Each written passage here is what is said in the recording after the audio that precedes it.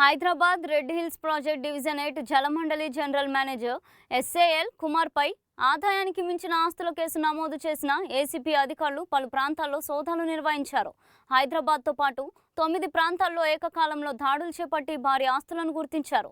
నిజామాబాద్, సంగారెడ్డి జిల్లాల్లో 18 ఎకరాల వ్యవసాయ భూములు, 6 ఓపెన్ ప్లాట్లు, 3 ప్లాట్లు, హైదరాబాద్లో ఒక ఇల్లు ఉన్నట్లు అధికారులు గుర్తించారు. సోదాల్లో 1.10 కోట్ల నగదు, సుమారు 2.1 కిలోల బంగారు ఆభరణాలు, 9.2 కిలోల వెండి వస్తువులు స్వాధీనం చేసుకున్నారు. మొత్తం ఆస్తుల విలువ 5.88 కోట్లుగా ప్రాథమికంగా అంచనా వేసి మరింత విచారణ కొనసాగిస్తున్నారు.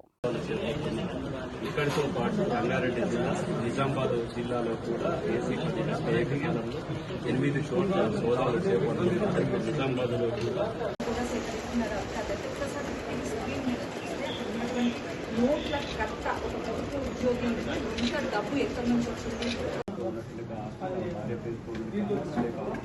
ఇంకా బంధువుల స్నేహితులతో కలిసినట్టుగా బినామీ ఆస్తులు ఇంకేమైనా ఉన్నాయన్న కోణంలో కూడా ఏసీపీ అధికారులు విచారణ చేపడుతున్నారు. ఉండేటువంటి అవకాశాలు కూడా ఎక్కువగా కనిపిస్తున్నాయి.